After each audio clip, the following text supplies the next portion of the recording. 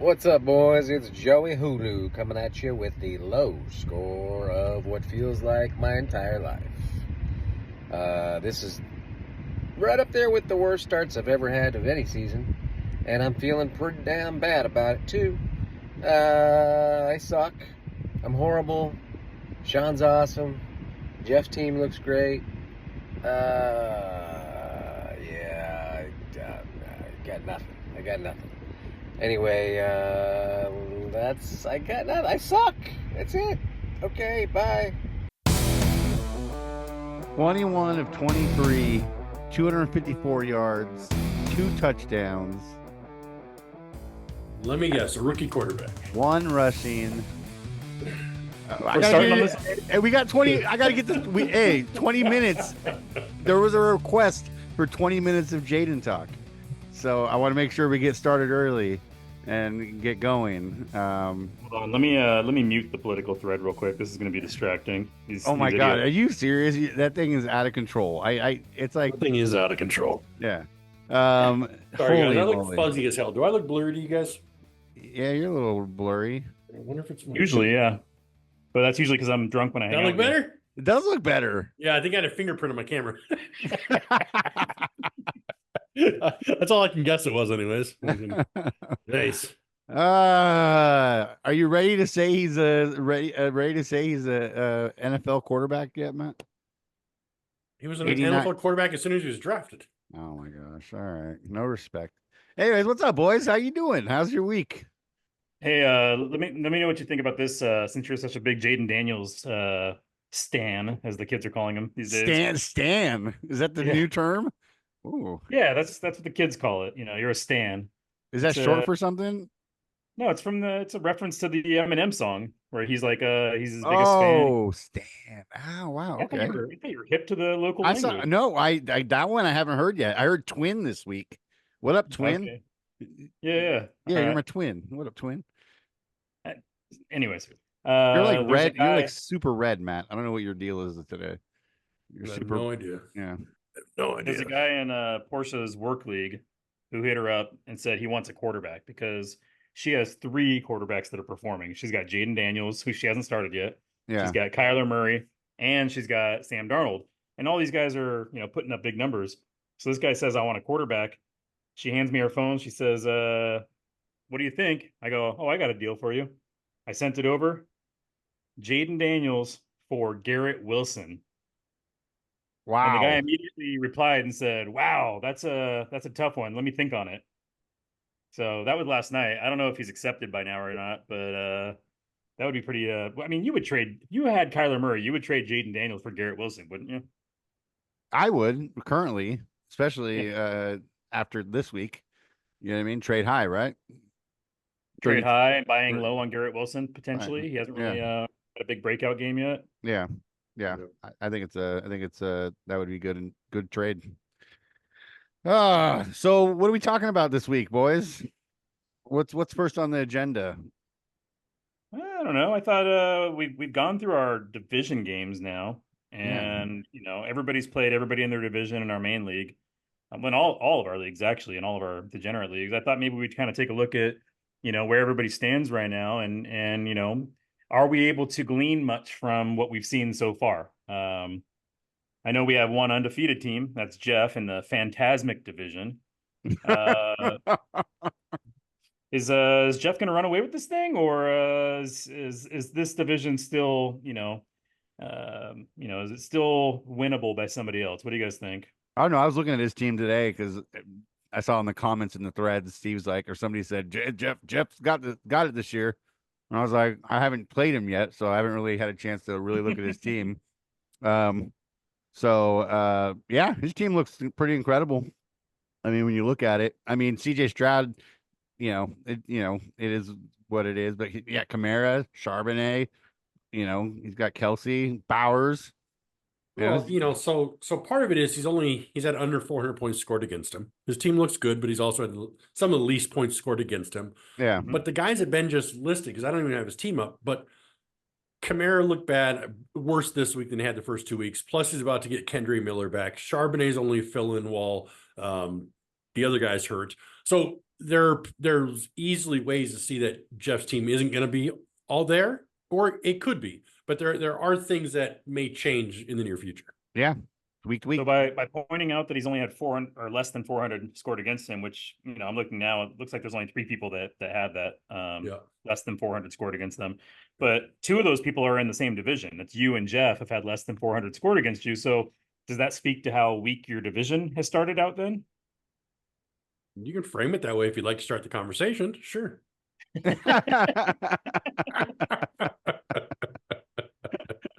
All right. Well, I mean, you do have the only 0-3 team in your division, so maybe that's something that has to do with it. I'm hesitant to talk. Is that because Joe's team. had basically the most points scored against him within the division? Like, I don't think anybody's had more points scored than Joe has. Oh, Wow. wait. Well, he's top 3. So he's a lot of points scored against him, as well as not putting up a lot. But I guess that's how you lose, right? You don't score enough, and the other guy scores more. That's usually how it happens. I'm on fire to start this podcast. Fire. Jeez. I will disagree with you on one point, Matt. I don't think Alvin Kamara's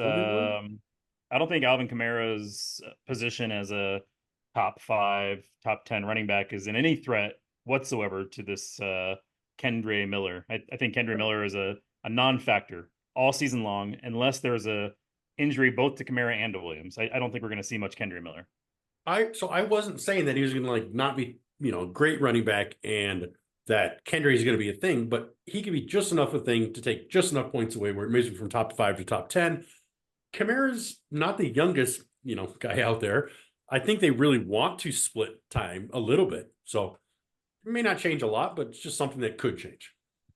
Yep. One player that Jeff's really benefited from having the last couple of weeks was Zach Charbonnet, because obviously, as we know, KW3 went down with an injury. Charbonnet stepped in.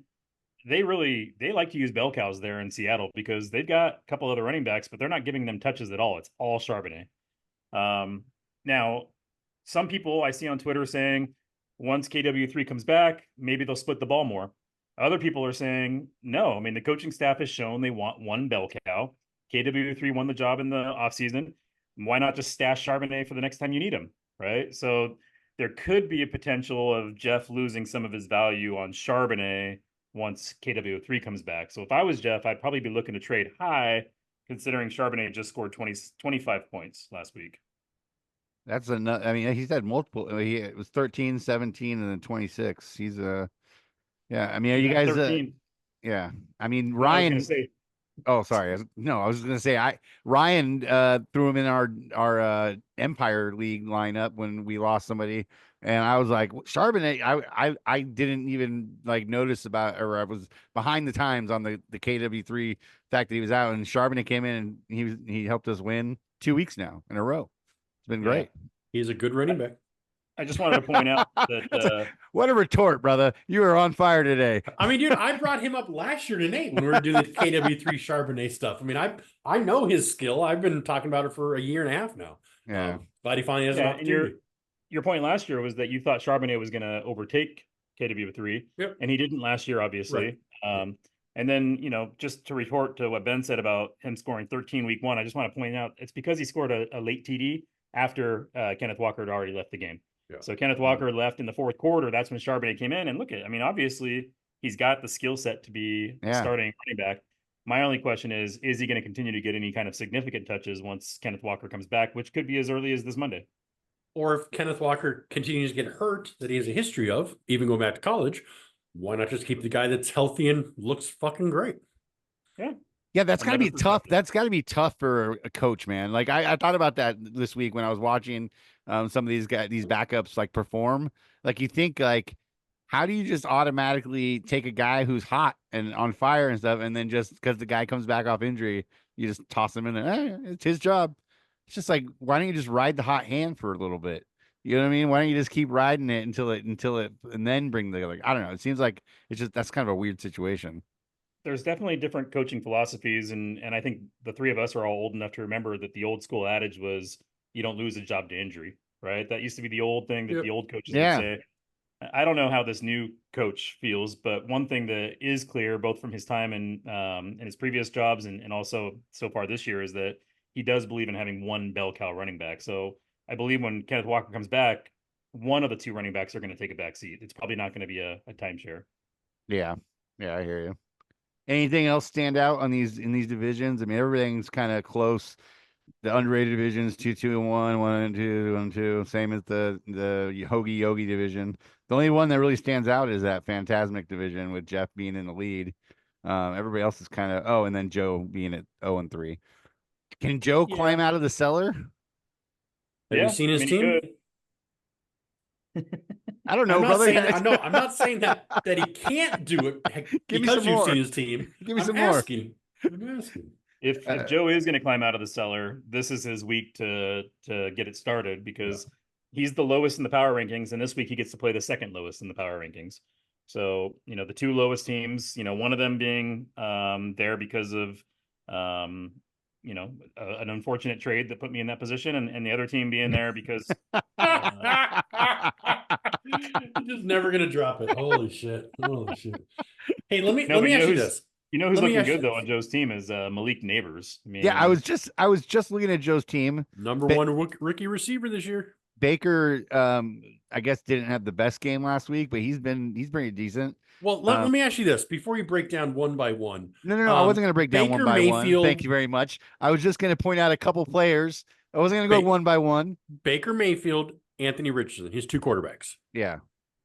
Who would you play going forward? Because that's a hard decision to make, to be honest. I don't think it's that hard. Who would you go with? Baker. Yeah. I mean, if Anthony Richardson might have a higher ceiling on a week-to-week basis, he's probably the only one that has the potential to put up, maybe 40, 50 points. But if you want a steady 20-point guy or, and Baker has, 30-point games in his repertoire as well, I think, it's obvious. You want to go with the steady guy. So even though Joe's 0-3 and he has somebody in his division 3-0, he's got to smash it going forward. You're going to say play the safe guy, not the guy who can. I think Joe's in a position of right now he's got to play his highest ceiling guys or his season's almost over. And you're saying play the floor guy or the steady guy. So I'm just curious. You're making it seem like Baker Mayfield's not top 6 quarterback in the league right now. I mean, he's top 6 in points. He is currently floor play. He's the guy. He's the guy you want to start until he shows you otherwise, right? So that's all I'm asking. Just opinion of which way you see it, because I think Anthony Richardson is probably what he needs to climb out of the hole.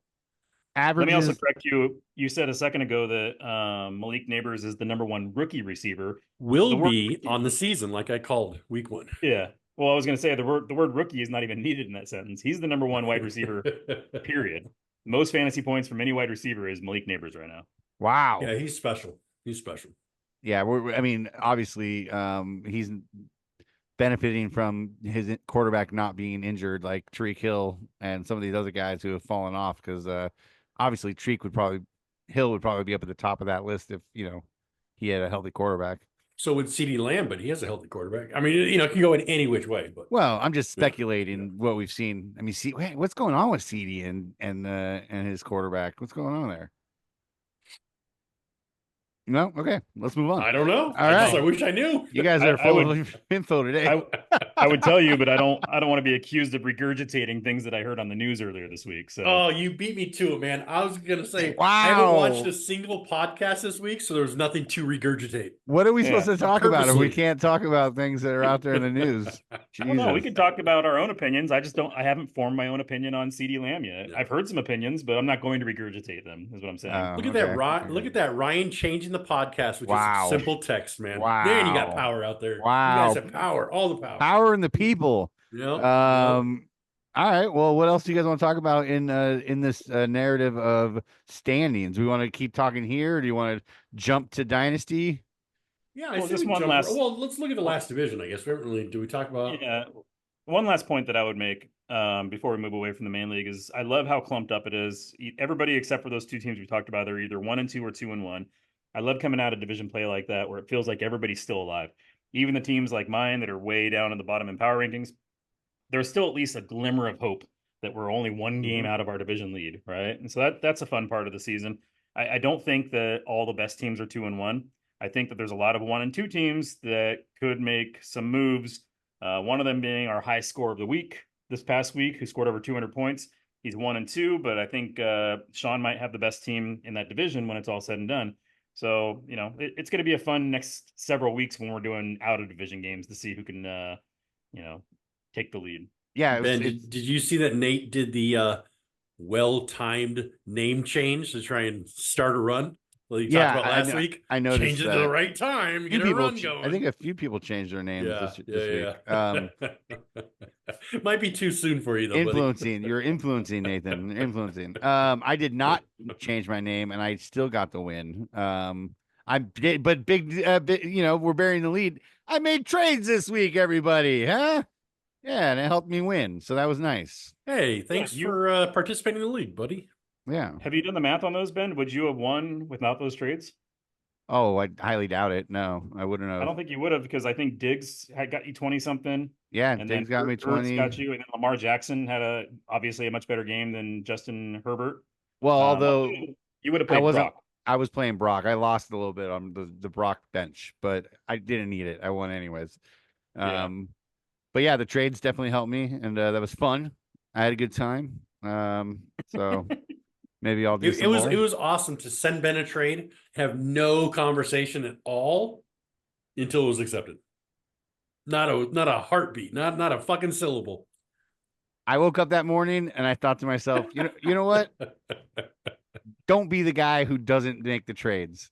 Be the guy who takes the chance and makes the trades. And I did. I pulled the trigger on two big trades. I appreciated the call out on the big boy trades. I thought they were big boy trades.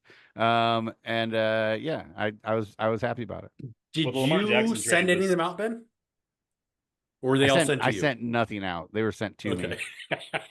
The Lamar Jackson trade is definitely a big boy trade. And for those of you that are not in the Dynasty League, and big boy. Ben doesn't like to trade very often, I should give out the details of that trade.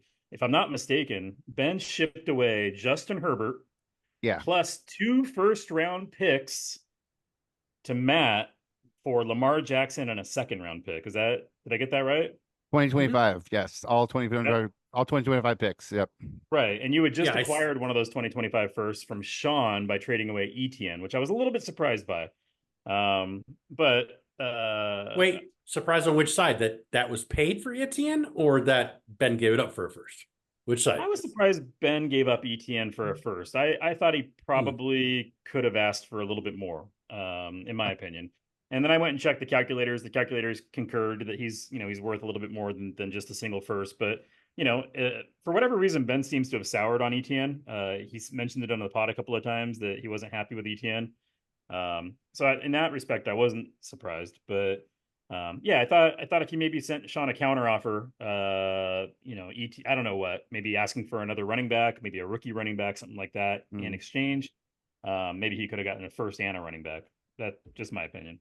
But overall, using that first to then ship it to you and get Lamar, I think is. I've just been waiting for somebody to have 2 firsts to make that offer to. I've just been waiting. I've been talking to Sean about it, talked to some other guys about it. My cost was known by the people who talked to me about it, but I had to wait for somebody to have 2 firsts to do it. It worked out perfect. Let me ask you a question. Since we're talking about 2 firsts, we talked a little bit last week about me trying to find a replacement for Tua in our Dynasty League. I've got a couple of offers on the table, and one of them is 2 firsts, but he wants 2 firsts and Tua for Kyler Murray. Is that's a bit of an overpay, I believe. I mean, early first, late first, where are they? Those matters.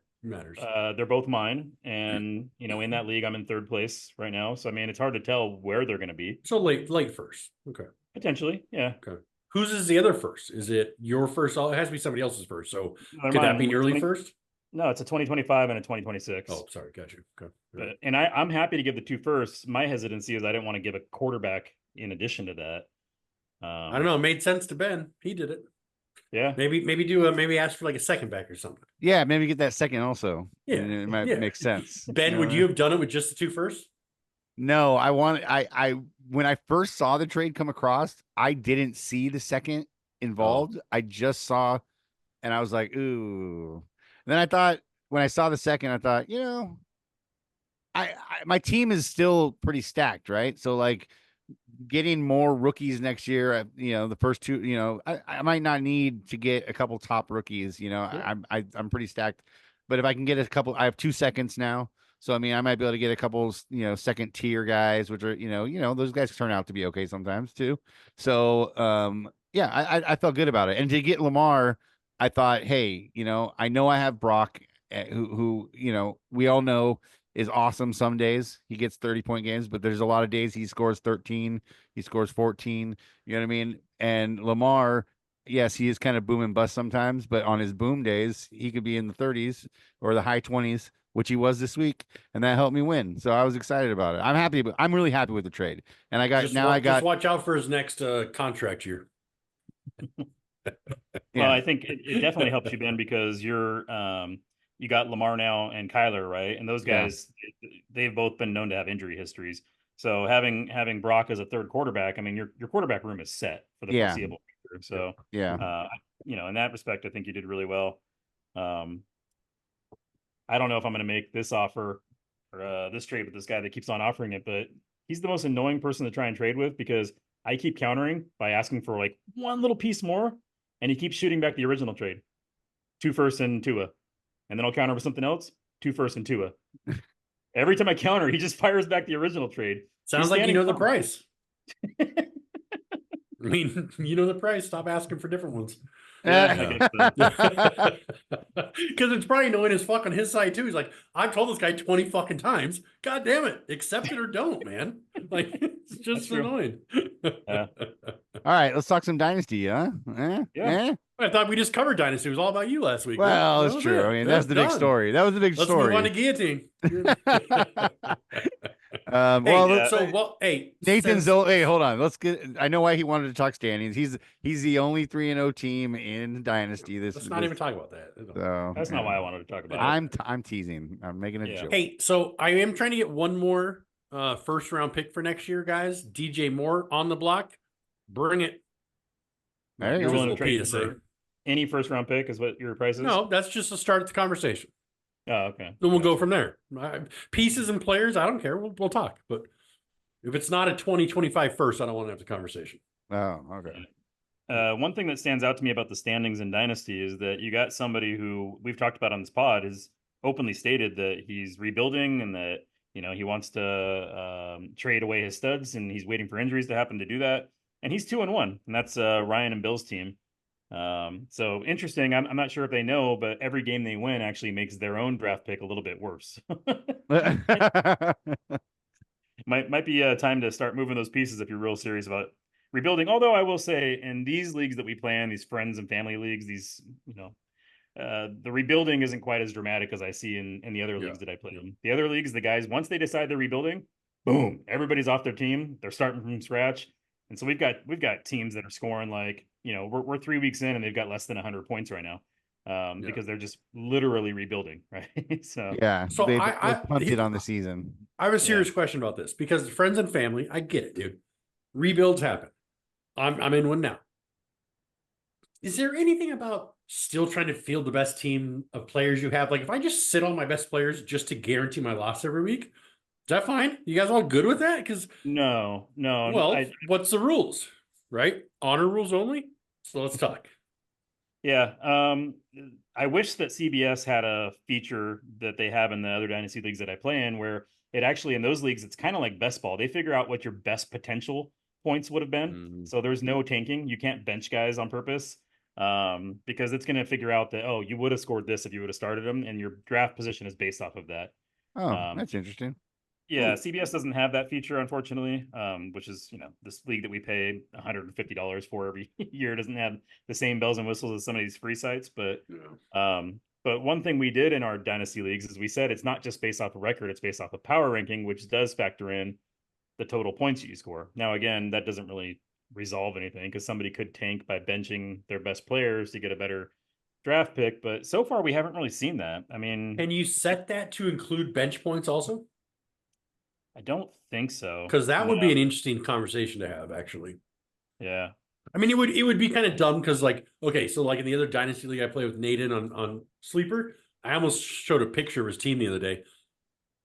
Do you have 11 quarterbacks now? 11 8 at least.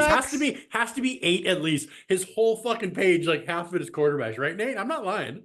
No, what happened was after I lost Tua, I went out and made offers to every single person in the league to get a quarterback from them, and I wasn't getting any bites for offers that I liked.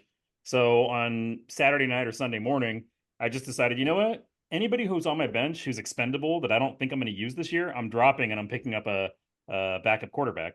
So that way, if there's any injuries tomorrow during the games, I'll already have that guy's backup. So I picked up like 8 backup quarterbacks on Saturday night, which I think is a smart strategy. It is. I thought to bring it up. Yeah. If there's no rules against it and your amount of people you can carry on your bench, I mean, there's no cap on amounts. They're pretty deep. They're pretty big, deep benches. There's no caps on the number of quarterbacks you can carry. So that's that flex league, Ben, where you can play, one of each position and then anybody you want. Got it. There was the Sam Darnold injury, which for a second there, it looked like it might have been a serious knee injury, and I was like, I got Nick Mullins sitting on my bench. Excited about Nick Mullins. Let's cut that, frame that shit, dude. Nick Mullins. Well, I think Ryan and Bill's team also benefited this week from guys who they weren't expecting to get points from, like Shakir. He had a big game in Buffalo. I know he's their number one, but he hasn't been really had any big. And then Deontay Johnson, the blue fucking machine, fucking what did I call him? And Adam Thielen's on IR now, so his stock's through the roof. The big blue machine. Yeah. No, you called him the green machine last week. I'm pretty sure. No, it was the blue machine. Yeah, it was definitely blue. Yeah. Okay. Yeah. Check the tape. Where's my guys in the back row? Check the tape. We're the Deucers. Oh wait, no, that's not our show. I forgot. We don't have those. We are the Deucers. That's right. No, but yeah, Bill and Ryan's team 2-1. I actually had a win this week in Dynasty. I won all my leagues. I had a big week this week. I'm super. I'm gonna cheer my own horn. Cheer your own horn. Good horn. Right. Good horn. That's right. Cheering my horn. That was for Ryan. He likes when I mispronounce things. So there you go. Man, it's all about Ryan this fucking podcast. Jesus Christ. Hey, squeaky wheel gets the oil, baby. I got that one right. And Sean's still not coming on. Is that it? Hey, look, Sean said when you brought the time down in the podcast at 2:15 instead of 2:30, we kind of missed our window with Sean in this. Oh, so it's my fault again? He's not available till 3. So this is going to end probably before 3. So, he's not going to be able to be available for this Sean, one. my bad. But maybe we can catch him on the next one. I don't know. We'll see. Yeah. I hope he joins this one with like a minute left. I'm going to send him the invite just in case. That'd be great. Okay. No, I haven't sent it yet, but I'm going to. I'm going to send it shortly. My favorite thing about the Dynasty League this week was, as you guys know, I had Bobby over to my house to watch football because he was in town for his high school reunion. Not Robbie, that fucker. I wouldn't have invited Robbie over. No, Bobby came over. Bobby's a nice guy. Came bearing gifts. He brought a bottle of scotch, a bottle of bourbon. He's those are different. They are. It's just alcohol, Ben. They're all alcohol. You're fine.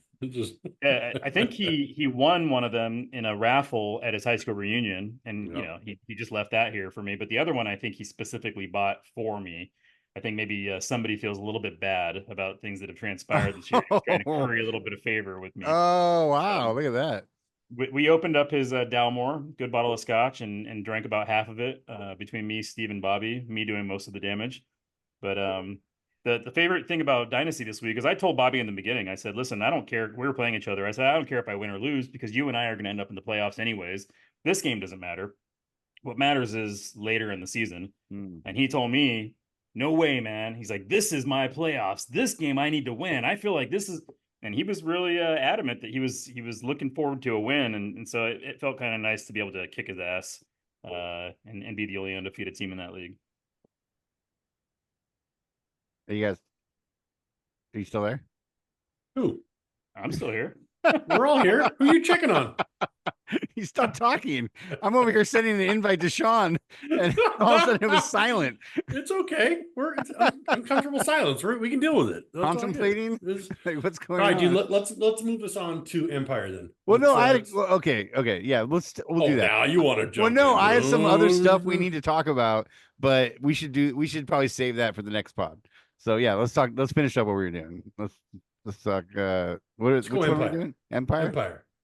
All right. Nate, how you doing in Empire? I don't think my team is ready to compete this year. Is that what you said earlier about Empire? Did you text that? Yeah, that's exactly what I said. Yeah, that's what I thought you said. Yeah, I thought I saw that. Which, you know, I went into that draft with a specific Was there more to mindset. that, or was that it? You just wanted No, him to I was repeat that? kind of thinking about my team, and then as I was saying it, I go, wait, I think he just texted this actually. Oh, okay. So I was talking and thinking all at the same time. It's tough to Okay. do sometimes.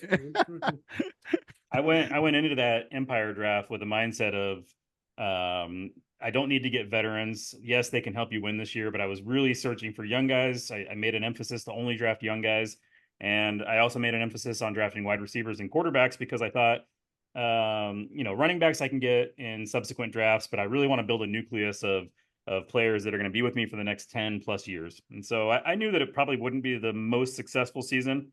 I think I got fooled into thinking I actually had a good team because I had the highest score week 2. But no, I got my ass kicked by Jeff last week, and it's pretty clear my team's not ready for prime time. Well, here's the thing though. The points are all over the place in this. Like Hurts all over my body. He's only scored 310 points, and he is 2-1. You've scored 381 points, and you're 1-2. You've beat out first place in the division by 71 points. Like it's all over the place. For Loaf, Ryan has 428. Ryan and Ben. Nobody else has scored 400. Empire State of Mind 235. So like Empire State of Mind has scored half the points of Ben and Ryan. Like points are wild in this to start. So I don't think we know who the good teams are yet, is kind of where I'm going with this. Well, we don't know who all the good teams are yet. And that's fair. I will say for Loaf, Ben and Ryan, they did draft a few older players. Like they drafted, you know, the Kelseys, and not that Josh Allen's older, but they weren't really making an emphasis to get young guys, you know. So maybe they got more seasoned guys that were ready. Although Kelsey hasn't really helped them much. Not yet. They got Baker Mayfield, right? They got guys like that. Yeah. Well, and they've had basically the lowest points scored against them, or like bottom 3. I mean, you guys scored enough points, you were going to win those games. But I'm just talking about score differences. Got it. Not trying to talk shit, bro. You got a great team. You're the champion. You're going to win. We should just crown you now. Sorry, my bad. Not quite there yet. All right. I think we made some good pickups. You know, we were smart enough to draft like a Juwan Jennings. You know, when later in the draft, knowing what his potential is. You know what I mean? We were lucky to have Charbonnet. Like I said, he came up big for us the last couple of weeks. So, you know, and having Josh Allen is always a plus. You know. All right. Who have we not talked about on this podcast that's in the Empire League? Let's talk about somebody's team we haven't talked about yet. I just Study buddy. Her team looks okay. Is that Jamie's team? Yeah, Jamie's team. Yeah, she's in second place. Just trying to give a shout out to everybody, guys. Just people's like are so sad because we don't talk about them anymore. Like, dude, let's just read their names at the beginning of the podcast. Joe, Jeff, Ryan, Alex, everybody. I miss the old days when you guys talked about me more. I see Jeff. I see Alex. I see Jamie. That's what I'm just noticing for the first time, guys, is there's only one team in both of our dynasty leagues that's 0-3, and it's the same team, same person. Got to be Joe then, right? No. Oh, Joe's not 0-3 in the other league? No. Oh, he's main league. Sorry, yeah. Joe. Main that league. would be Nathan, because the only 0-3. You said 0-3, right? I'm not 0-3.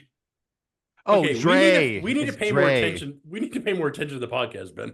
No, team name. I was thinking when I looked down and for some reason I thought Empire State of Mind was Nathan's team. I don't know why, but I just did. It's Dre. Yeah, Dre.